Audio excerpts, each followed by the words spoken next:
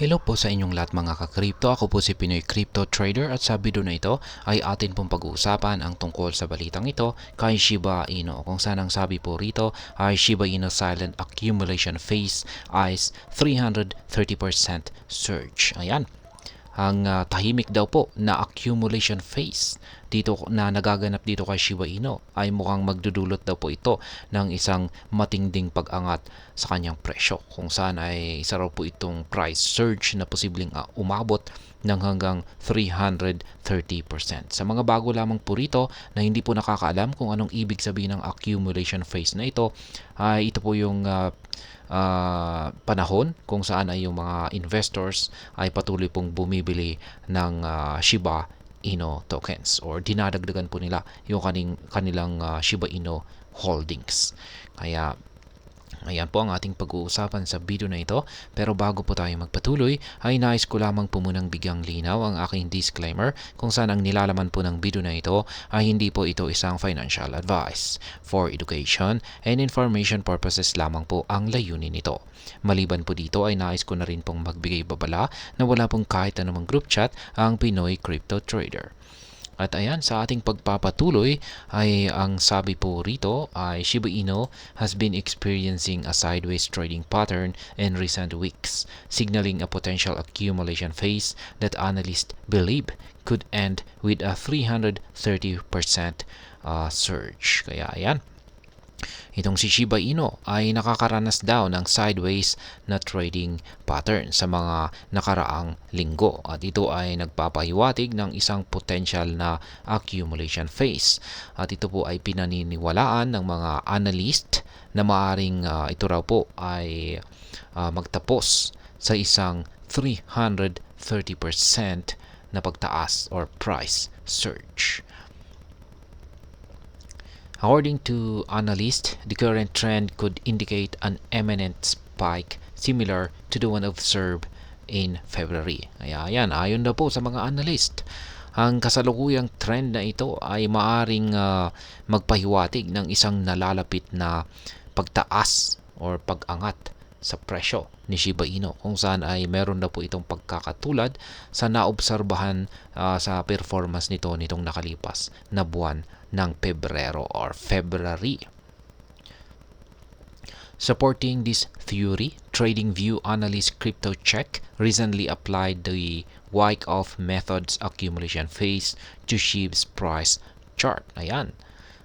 Sabi rito ay suportado raw po ang teorya na ito. At meron na pong isang analyst dito, at yan po ay si CryptoCheck. Ayan, kung saan ay sa pamamagitan po ng TradingView ay ginamit po niya ang tinatawag na Wyckoff methods accumulation phase dito sa chart ni SHIB. Ayan, para i-analyze yung teorya na ito. Ayan, Shiba Inu could see similar 330% soon. Ayan, maaari daw pong si Shiba Inu ay makaranas ng hanggang 330% na pagtaas sa kanyang presyo. At yan po ay sa nalalapit na panahon. Currently, a similar consolidation phase is underway, with large investors quietly accumulating SHIB. According to the analysis, Shiba Inu may be poised for another significant price increase, potentially mirroring the 330% gain seen in February.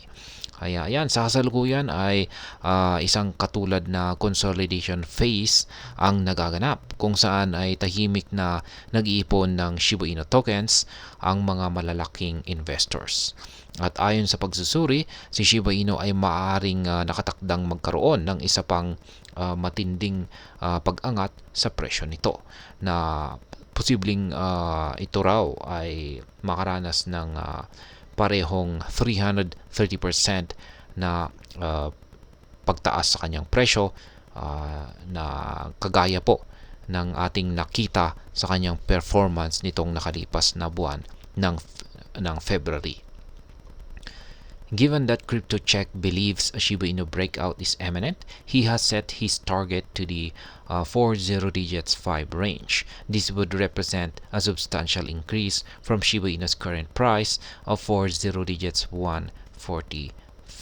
Kaya yan po yung kanyang binahaging chart dito. Kaya ayan, naniniwala po, dahil po sa naniniwala si CryptoCheck na nalalapit na ang breakout ni Shiba Inu, ay kanya pong itinakda ang kanyang target na 40 digits 5. Yan, 40 digits 5 na price range po yan.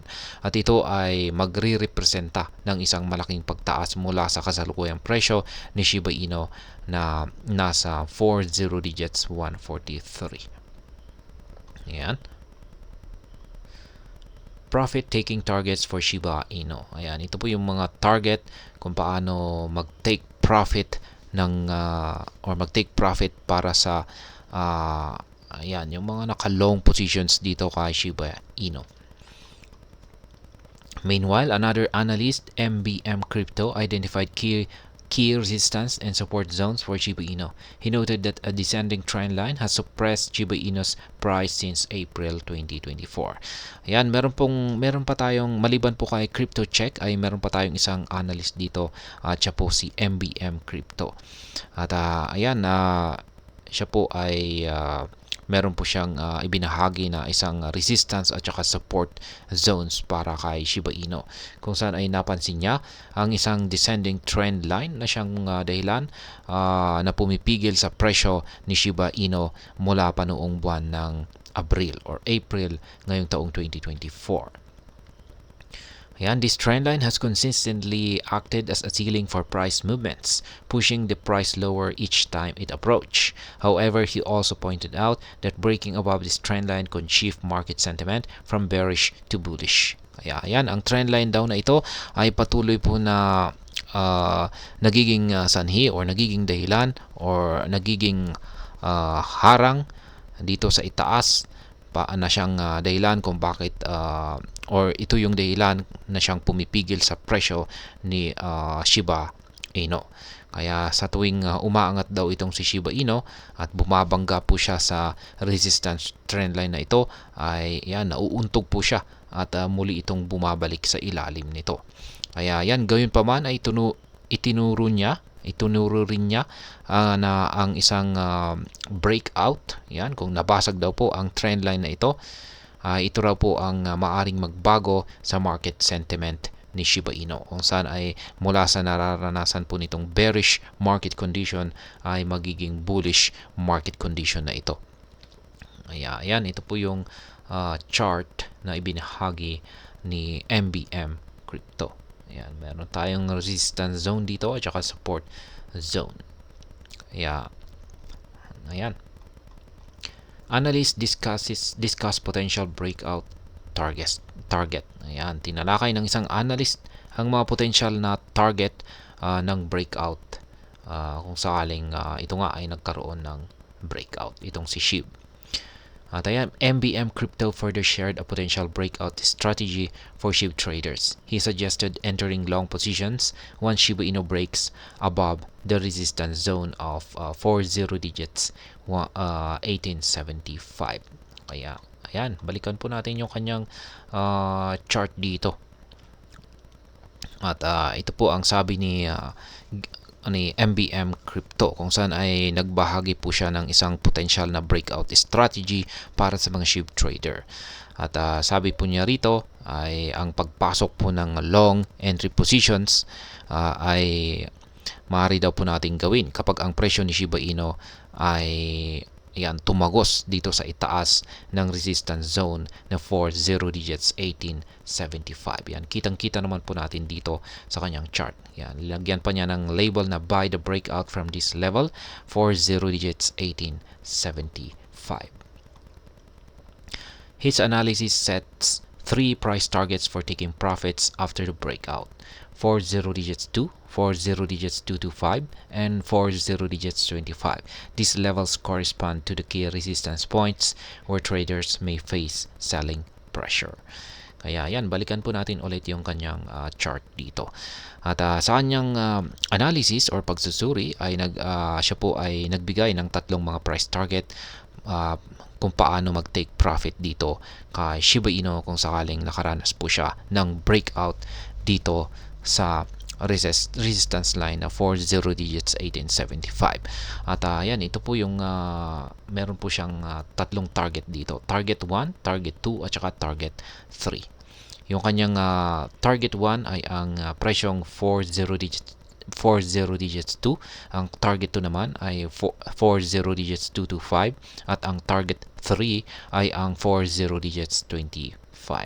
Kaya yan, ang mga price level na ito ay tumutugma po ito sa mga pangunahing resistance point kung saan maaaring makaharap po ng selling pressure itong si Shiba Inu sa pag-angat nito. Kaya ayan. Ayan po ulit ang tungkol dito sa tahimik na accumulation phase ni Shiba Inu. Ayan, kung saan ay ito raw po ay maaaring magdulot ng hanggang 330% na pagtaas nito. At ayan, hanggang dito na lamang po tayo sa video na ito mga ka-crypto. Sana po ay inyong nagustuhan ang aking paliwanag sa video na ito. Kung inyo po itong nagustuhan ay pakiclick lamang po ang like button nito. Para naman po sa mga bago lamang dito, kayo po ay aking inaanyayahan para mag-subscribe. Pakiclick na rin po ang bell icon nito dahil ito po ang siyang magsisilbing notification nito sa mga bago kong videos na aking pong ina-upload sa aking YouTube channel na ito.